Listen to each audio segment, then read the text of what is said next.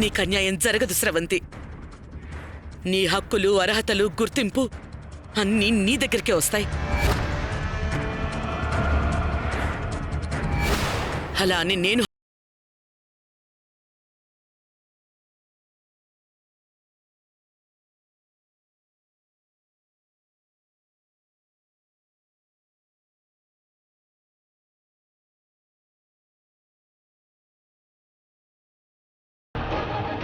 అత్తయ్య ఏంటి ఇంత హామీ ఇస్తున్నారు? ఏం చేయబోతున్నారు?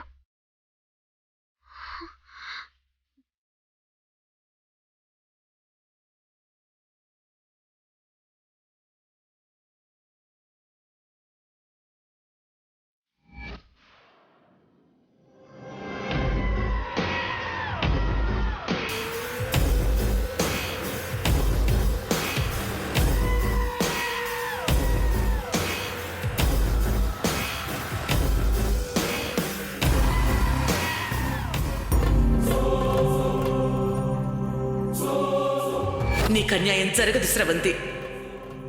నీ హక్కులు, అర్హతలు, గుర్తింపు అన్నీ నీ దగ్గరికే వస్తాయి. అలా అని నేను హామీ ఇస్తున్నాను.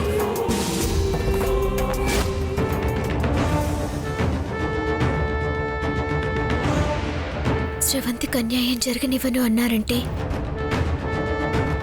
అత్త ఏం చేయాలనుకుంటున్నారు? ఆవిడ దృష్టిలో స్రవంతికి అన్యాయం అంటే ఆయన స్రవంతిని భార్యగా అంగీకరించకపోవడమే. అంగీకరించనని ఆయన ఖచ్చితంగా చెప్పేశారు కదా, ఇంకేం చేస్తారు?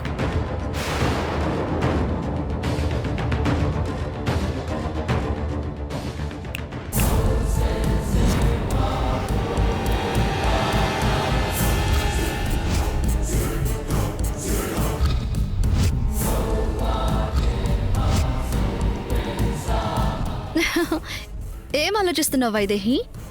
ఇలా జరుగుతుందని అస్సలు ఊహించలేదు కదా? షాక్ అయిపోయావు కదా?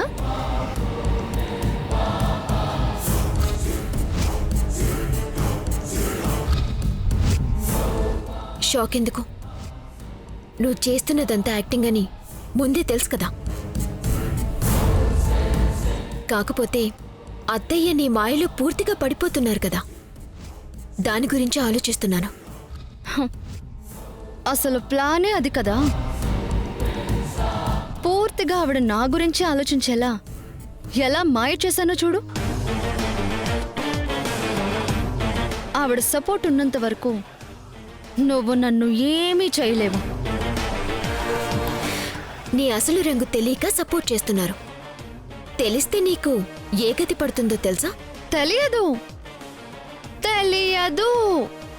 నేను అనుకున్నది జరిగేంత వరకు నా గురించి ఈ ఇంట్లో ఎవ్వరికీ తెలీదు. అంటే నీకు తెలుసనుకో, కానీ నువ్వు చెప్పినా ఎవ్వరూ నమ్మరు. దేవాంశ్ నీకు మాత్రమే దక్కాలన్న స్వార్థంతో నన్ను అనుమానిస్తున్నావని అనుకుంటారు. అయినా ఏ రోజుకైనా నువ్వు ఇంట్లో నుంచి వెళ్ళిపోయేదానివే కదా, అందుకే నిన్ను లెక్కల్లోకే తీసుకోలేదు.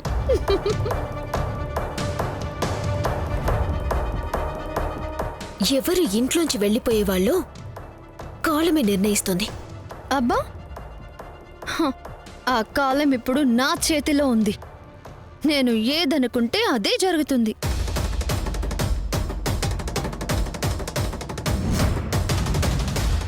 అయినా అత్తయ్య రాత్రి మొహం మీద అంత గట్టిగా చెప్పారు కదా, బుద్ధి రాలేదా నీకు? ఒక అనాథకి వారసుల్నిచ్చే అర్హత లేదు. ఒక అనాథకి వారసుల్నిచ్చే అర్హత లేదు. ఒక అనాథకి వారసుల్నిచ్చే అర్హత లేదు. ఒక అనాథకి వారసుల్నిచ్చే అర్హత. నేను మాత్రమే పిల్లల్ని కనాలనుకుంటున్నాను. నేను మాత్రమే పిల్లల్ని కనాలనుకుంటున్నాను. నేను మాత్రమే పిల్లల్ని కనాలనుకుంటున్నాను. అంటే ఈ ఇంటికి మహారాణిని నేనే కాబోతున్నాను.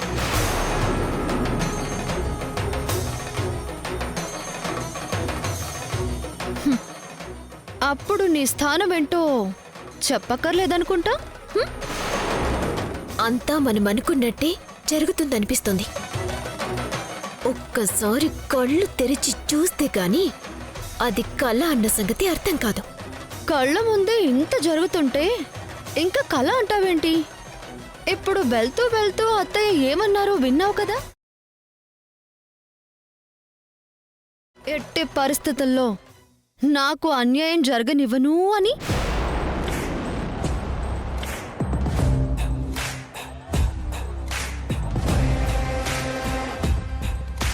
నాకు అన్యాయం జరగనివ్వకుండా చేస్తాను అంటే అర్థమేంటి? దేవాంష్ని నన్ను ఒక్కటి చేయడం.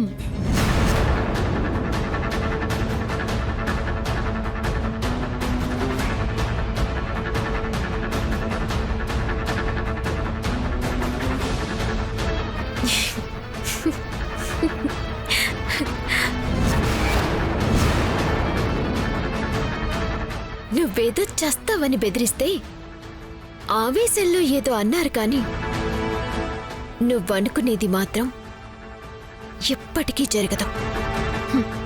జరుగుతుంది. జరగదు. జరుగుతుంది. జరగదు. జరగదు. జరగనివ్వను. జరగనివ్వను. జరగనివ్వను.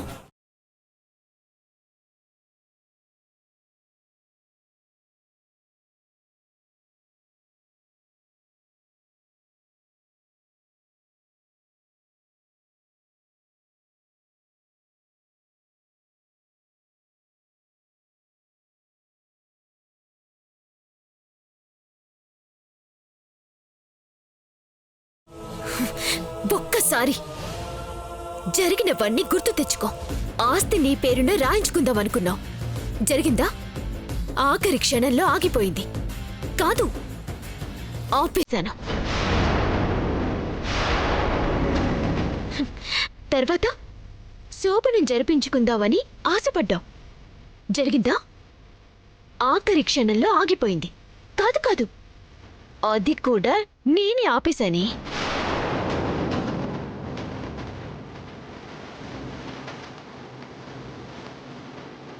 ఇది కూడా అంతే. అత్తయ్యే కాదు, ఎవరు మాటిచ్చినా నువ్వనుకునేది జరగని పను.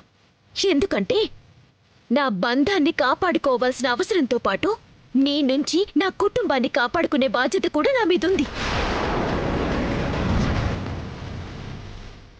అయినా దొంగ తాలిబొట్టు వేసుకొచ్చినా నువ్వే ఏదో చేస్తానన్న నమ్మకంతో ఉంటే దైవ సాక్షిగా అందరి సమక్షంలో ఆయనతో తాళి కట్టించుకున్న దాన్ని. నాకెంత నమ్మకముండాలి?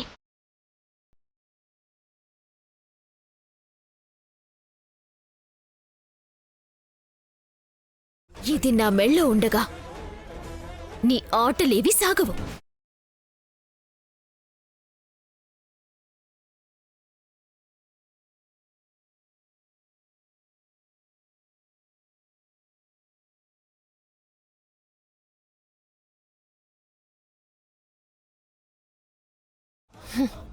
నేను ఇంత యాక్టింగ్ చేసి అందర్నీ నా వైపుకు తిప్పుకున్నా దీని పొగరు మాత్రం తగ్గించలేకపోతున్నాను.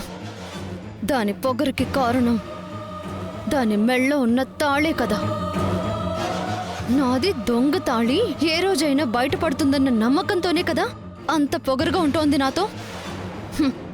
నేను కూడా దేవాంష్తో తాళి కట్టించుకుంటే ఎస్, అందరి ముందు దేవాంశ్ నా మెడలో తాళి కడితే గతం అబద్ధమని తెలిసినా ప్రస్తుతం నిజమని తెలుస్తుంది. నేను నిజమైన భార్యనవుతాను. ఈ వైదేహి అప్పుడేం చేయగలుగుతుంది? కానీ ఇప్పుడు తాళి కట్టించుకోవడం ఎలా? అడిగితే చిన్నప్పుడు కట్టాడు కదా, మళ్ళీ ఇప్పుడెందుకంటారు? ఇప్పుడేం చేయాలి?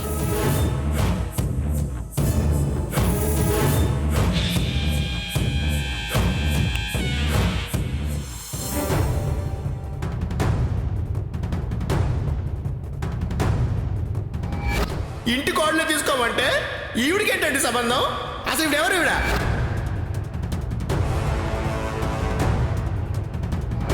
ఈరోజు వీడన్నాడు, రేపు ఇంకొకడు అంటాడు. పేరుకు మాత్రమే నేనేంటి కోడల్ని, కానీ ఈ ఇంట్లో విలువ లేదు, బయట గుర్తింపు లేదు.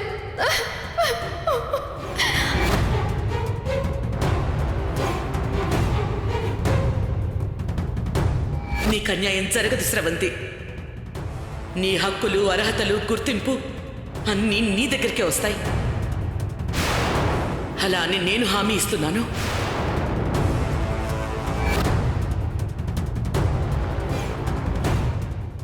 కౌసల్య, ఏం ఆలోచిస్తున్నావు? స్రవంతి గురించే ఆలోచిస్తున్నానండి. మళ్ళీ ఏమైంది? కొత్తగా ఏం కావాలండి? జరిగింది సరిపోదా? చిన్నప్పుడే మనకి దూరం అయ్యింది. ఊహ తెలిసేసరికి అమ్మొదలి వెళ్ళిపోయింది.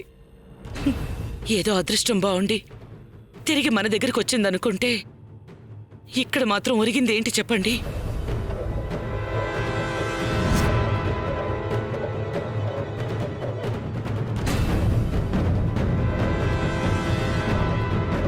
దేవాంశేమో అసలు భార్యే కాదు అంటున్నాడు.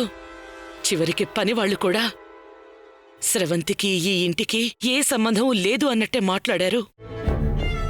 ఈ ఇంటి కోడలు, మేనకోడలు పడాల్సిన మాటలా ఇవి? ఎంత బాధపడుతుంటుంది. అందుకే నేనొక నిర్ణయానికి వచ్చాను. మీరు కాదనకూడదండి. ఏంటి కౌసల్య? ఎప్పుడో చిన్నప్పుడు దేవాంశ స్రవంతికి తాళి కట్టాడు కదా, అందుకే ఎవ్వరికీ తను మన కోడలని తెలియడం లేదు. తెలిసేలా చెయ్యాలి అంటే ఒక్కటే దారి.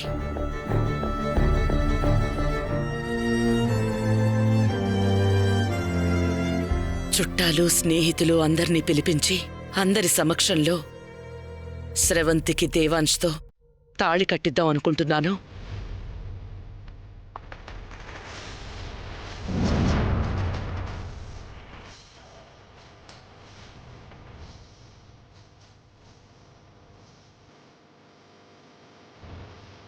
వాళ్ళిద్దరికీ మళ్ళీ పెళ్లి చేస్తే మంచిదనిపిస్తోంది.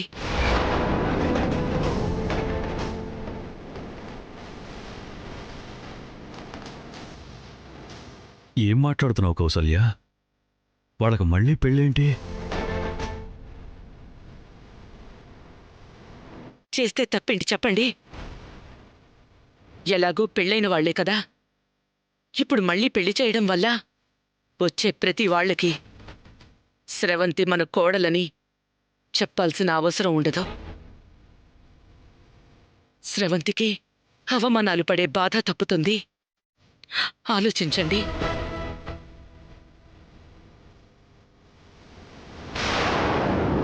కల్లా నిజమా? నేను దేవాంష్తో తాళి కట్టించుకోవడానికి ఏం ప్లాన్ చేయాలా అని ఆలోచిస్తుంటే అత్తయ్య అదే ఆలోచిస్తుంది. అంటే నా యాక్టింగ్కి అంతలా పడిపోయిందన్నమాట. ఇదే కదా నేను కోరుకునేది. వెతకబోయిన తీగ కాలికి తగలడం అంటే ఇదే. నువ్వు చెప్పేది నిజమే కౌసల్య, కానీ మీరేదైనా అడ్డు చెప్పే ముందు నేను చెప్పేది పూర్తిగా వినండి. రేపెప్పటికైనా మీ చెల్లెలు శాంతి ఇంటికొస్తే ఈలోగా వాళ్ళు వీళ్ళు అనే మాటలు తట్టుకోలేక స్రవంతి ఏదైనా అఘాయిత్యానికి పాల్పడితే అప్పుడు మీ చెల్లెలికి మీరేం సమాధానం చెప్తారు?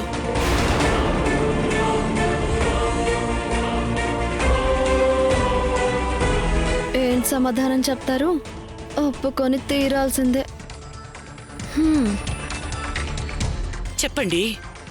అన్నయ్య, నిన్ను నమ్ముకున్న నా కూతురు నీ ఇంటికొస్తే నా కూతుర్నే నాకు లేకుండా చేశావా అని అడిగితే ఏంటి మీ సమాధానం?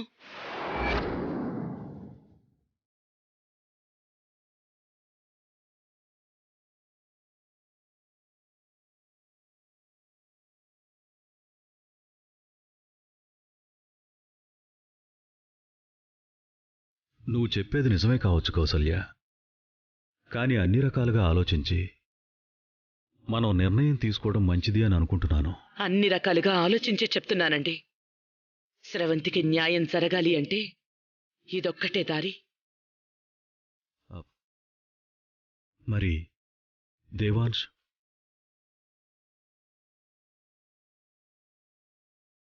ఒప్పుకుంటాడు. వాణ్ణి ఒప్పించే పూచి నాది. మీకే అభ్యంతరం లేకుండా ఉంటే చాలు. అభ్యంతరం చెప్పేవాణ్ణి అయితే అసలు స్రవంతి వాడికి భారీగా ఉండడానికే ఒప్పుకునేవాణ్ణే కాదు. కాని ఎవ్వరికీ ఎలాంటి బాధ కలగకూడదని నా ఆలోచన. ఎవ్వరికీ ఏ బాధ ఉండదు. నా నిర్ణయం మన కుటుంబం అంతటికీ సంతోషాన్ని మిగులుస్తుంది. దేవాంశ్తో మాట్లాడి పంతులు గారిని పిలిపించి ముహూర్తం పెట్టిస్తాను.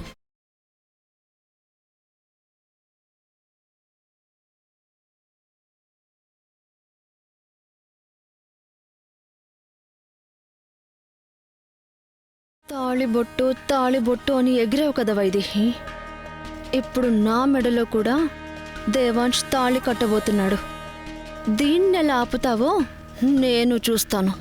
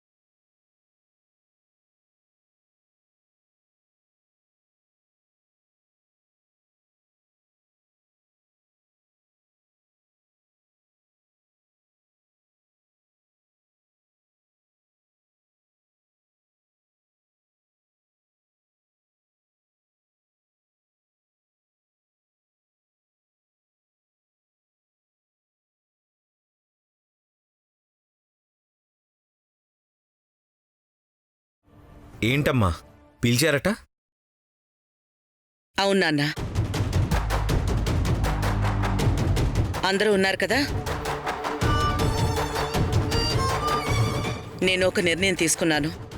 అది అందరికీ తెలియాలి.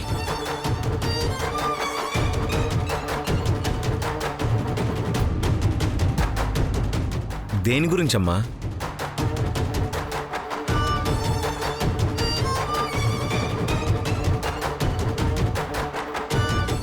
నీకు స్రవంతికి పెళ్లి చేద్దాం అనుకుంటున్నాను నాన్న.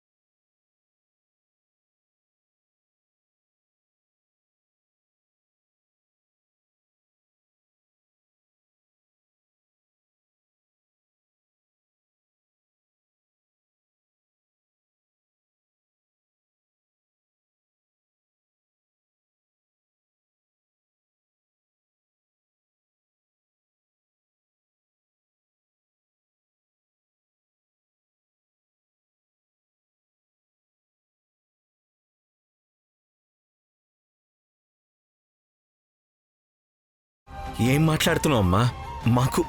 మాకు పెళ్ళేంటి? నీకు అవసరం లేదు నాన్న. ఎందుకంటే మీకు చిన్నప్పుడే అయిపోయింది కదా. కానీ ఆ సంగతి ఊళ్ళో వాళ్ళకే తెలియడం లేదు. ఈ ఇంటికి స్రవంతికి ఏంటి సంబంధం అని అడుగుతున్నారు.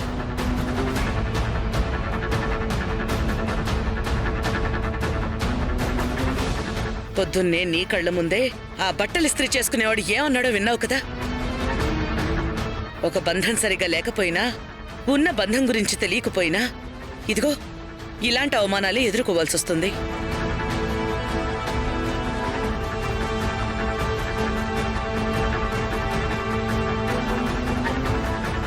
ఏదో మన అదృష్టం బావుండి స్రవంతి మీ నాన్న కోసం ఆలోచించి ఏ అఘాయిత్యం చేసుకోవడం లేదు.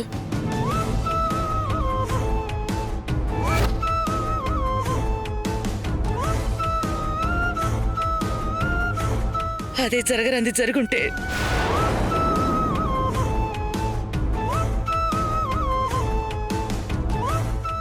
జీవితాంతం మనకి మనమే దోషులుగా ఉండిపోయేవాళ్ళం.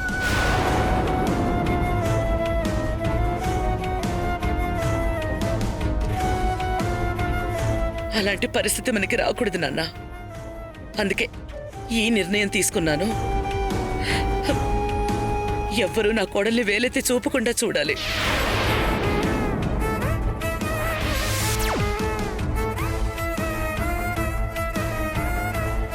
ఒసై పాప, చూసావా నా ప్లాన్ ఎలా ఉందో? ఏంటమ్మా తిప్పి తిప్పి మళ్ళీ అదే విషయానికి వస్తున్నావు? నా నిర్ణయం ఏంటో మొన్ననే మీకు చెప్పాను కదా. శ్రవంతి నాకు మరదలు మాత్రమే, వైదేహి తప్ప ఇంకెవ్వరినీ భార్యగా చూడలేను.